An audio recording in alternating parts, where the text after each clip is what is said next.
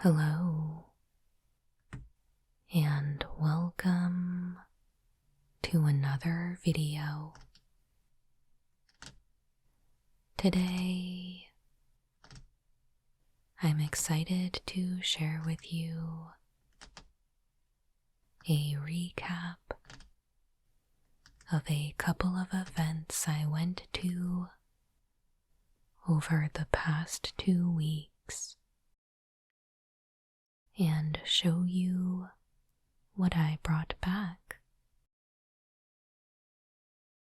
And this will be a very different style of video than I've ever done before, because I'll be taking you along with me to show you what it was like, and also I'll be telling you about my experience at each one.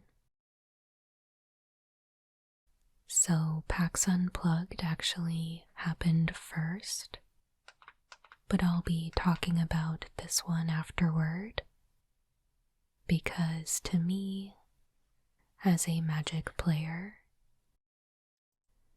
Eternal Weekend was just more interesting and exciting to attend. So I would like to start there. For some background, Eternal Weekend is where the Vintage Championship and the Legacy Championship both happen. There are 3 Eternal Weekends each year, one in Europe, one in Asia, and then this one in North America, which took place in Pittsburgh from December 7th to the 10th. This was the first Eternal Weekend that I've ever attended, and also the first large-scale Magic event that I've been to since before 2020. And I was so incredibly impressed with the turnout for this celebration of our Eternal formats. As you can see, it was a 4-day event, and it spanned from Thursday until Sunday. I arrived in Pittsburgh on Thursday, but I didn't actually go into the convention hall that day. I did have some friends who were playing in Legacy Challenge events, but I feel like it was probably a fairly low-key day overall. So after arriving, my husband and I met up with some friends for dinner downtown, and then we headed over to Acrisure Stadium for the Thursday night football game, which just happened to be in Pittsburgh this week, so that was pretty lucky, and I had so much fun. It was Steelers versus Patriots, and my team is in the AFC West, so I really didn't have any stakes in what was going on, but it was really fun to just sit back and get to cheer for anything that was happening and getting caught up in the excitement of being in the crowd. And yeah, it was really fun. So that was Thursday. For the rest of my time there, I kind of just floated in and out of the convention hall and was just there to experience everything that was happening. I didn't really have a schedule or agenda that I needed to stick to, so I was able to kind of just come and go as I pleased. But before I get into talking too much about what the actual event was like, I would love to just show it to you first. So I'm gonna put on some music and then take you along with me to Eternal Weekend. So for the next couple minutes, just relax and have a look around. and then I'll continue describing what went on.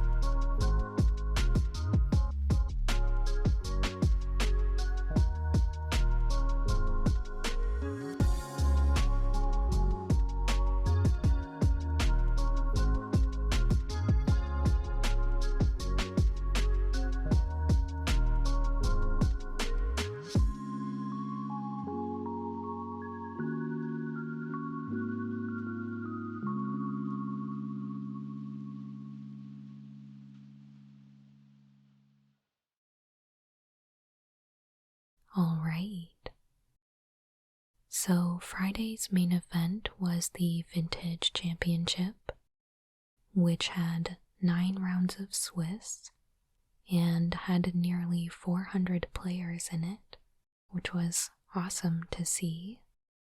In addition to the main events, there were a ton of side events that were running all throughout the entire weekend, and those were in a variety of formats. Like I mentioned, this weekend really felt like a celebration of these older formats, some of which we really don't get to see that often. Like the side events included Legacy and Vintage, of course, but also formats like Old School and Pre-Modern, which was really cool. I had actually intended to spend some time playing in side events, like on-demand drafts or commander pods over the course of the weekend, but honestly, I really didn't feel the need to do anything while I was there except show up and spectate. I spent a lot of my time there just kind of wandering the hall, watching people play, looking through things that the artists were selling, and browsing vendor cases. And I also just have to say that these were the most stacked vendor cases I think I've ever seen. There was just case after case of power for sale and graded cards. There were alpha and beta cards, alters and misprints, just so much cool stuff all in one place. There were even things like sealed packs of Revised for sale, which really surprised me to see. And yeah, Friday was really awesome. Like I said, I was kind of just floating in and out throughout the entire day and syncing up with people in between their rounds. I got to spectate some of the feature matches. I saw Cedric Phillips get paired with John Suarez, which was pretty cool. And then after leaving the convention hall for the day and getting some dinner, we got some people together to do a vintage cube draft, which was a really fun way to end the day. So, moving on to Saturday, the main event was the Legacy Championship, which was another 9 rounds of Swiss, and this one had just barely under 1,000 competitors. I would say Saturday was the busiest day at the convention hall by far. Not only inside Eternal Weekend, also all around us in the convention center. There was actually a cheerleading competition that was happening right next door to Eternal Weekend. So the general area outside the hall was absolutely packed with families that day. I thought it was a pretty funny juxtaposition to have all these kids running around in their sparkly dresses with giant bows on their heads, and then the Magic players who are kind of just lumbering through and just kind of keeping to themselves, right? They just wanted to get by so that they could go sling some cardboard.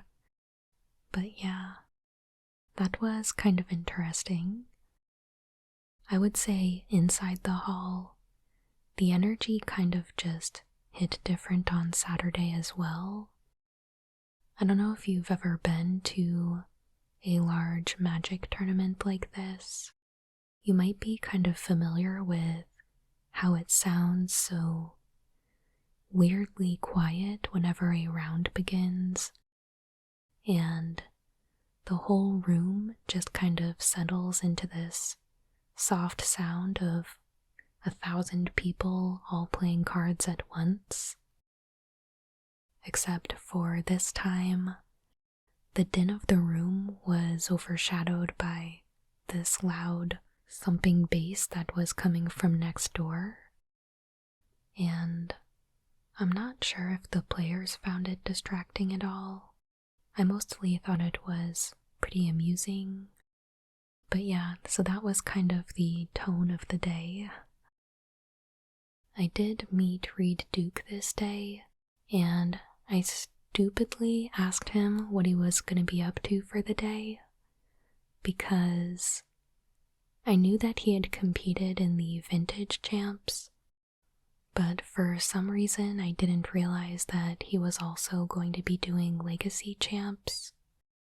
But he was very nice about it when he told me he was playing in the main event today. I just felt really dumb. But anyway, most people I was there with were also playing in the Legacy Champs. So activity-wise, it was actually a pretty quiet day for me. So again, I was kind of just wandering. I gave out a few stickers while I was there, and awkwardly described what my channel is like to some people, but everyone was really nice. And shouts especially to the Gathering Place. They were very kind and welcoming to me, so definitely check them out. So yeah, that was my Saturday. Sunday, I would say, was decidedly much more calm than Saturday. To start the day, there were 2 more rounds of Swiss for the Legacy Championship, followed by the Vintage Top 8, and then the Legacy Top 8. I did not stick around for the whole day on Sunday because I needed to travel back home for work on Monday. But I was there for the first 2 rounds and then the announcement for the Legacy Top 8. And yeah, huge congratulations to the Vintage Champion Anthony and Legacy Champion TK. And I am excited to show you what I came home with. I really wanted to stay very restrained in my spending while I was there because I knew that if I allowed myself, I could spend so much money irresponsibly there. Like, I saw a wicked cool looking rock hydra that had a print error, which left it with no red ink on the card, so it was kind of black and white and almost blue looking, which was super cool, and I would have loved to take that home. Or at Douglas Schuler's booth, there was an absolutely adorable Triskelion playmat, and I wanted it so bad, but I really could not justify buying yet another playmat. The art on that one really spoke to me on a deep level, but I did pick up one thing that I showed at the end of the video earlier. I got some tokens from RK Post and one of his special booster packs. So I'm really excited to crack into this with you here.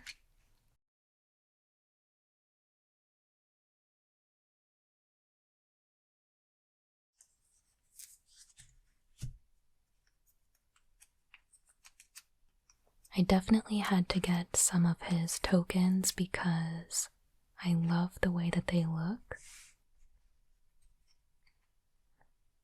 Of course, I had to get a cat.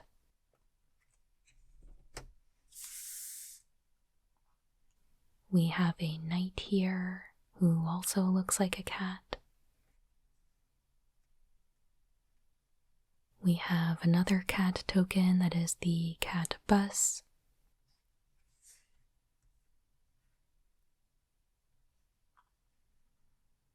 A banana because why not?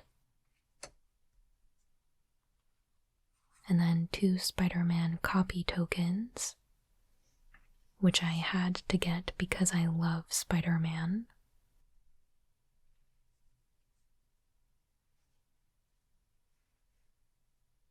And then he signed all of these for me as well, which was very cool of him.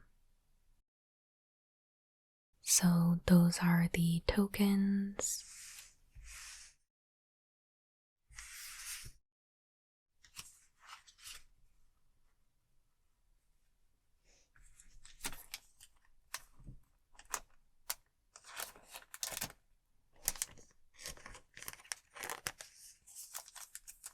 And then we have the booster pack.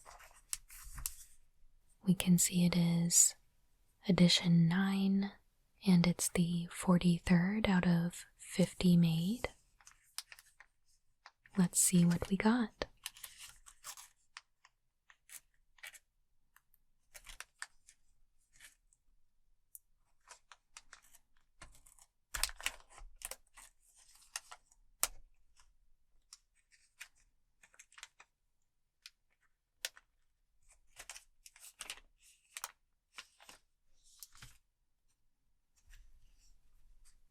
So we have the artist proof for Voice of All, and I believe there is a 1 out of 10 chance that there's original art on the back. So let's have a look. Nope. And I don't know why I'm taking this out.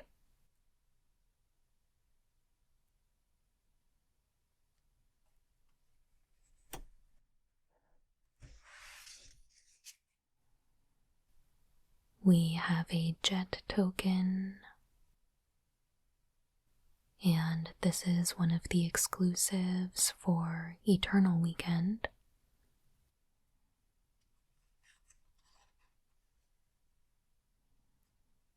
We have a zombie token, which is another exclusive.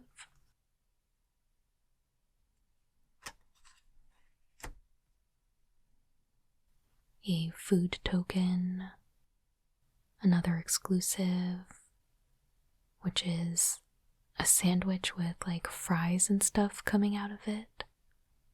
That looks awesome. And an exclusive goblin token.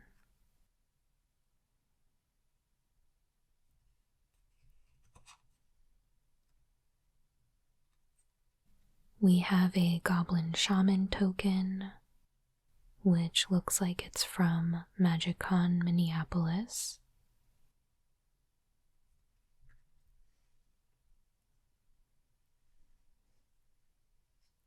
We have an insect token,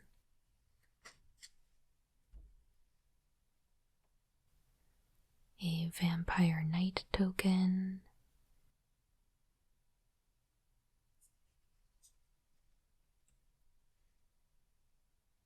and a goblin token.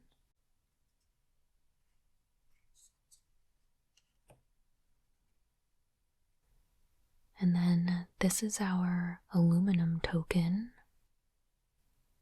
which is again the jet exclusive token.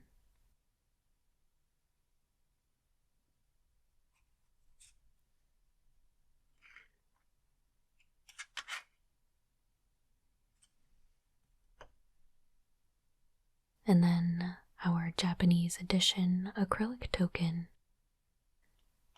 That is so cute. We got a little Hello Kitty. And this thing is pretty substantial. It's very thick. And then everything in the pack was also signed. Cool. So that was my time at Eternal Weekend. And again, aside from cubing, I didn't really actually play any Magic at the event, which really surprised me. But I had so much fun while I was there. I would absolutely do it all again next year, and I would definitely recommend this event if formats like Legacy and Vintage are of interest to you. Even if you're just getting started, there's so much going on there. I don't think you'll get bored at all. I really enjoyed my time there, and I think you probably would too.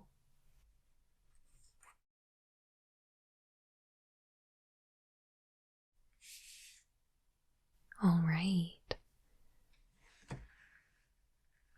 So, moving on to PAX Unplugged.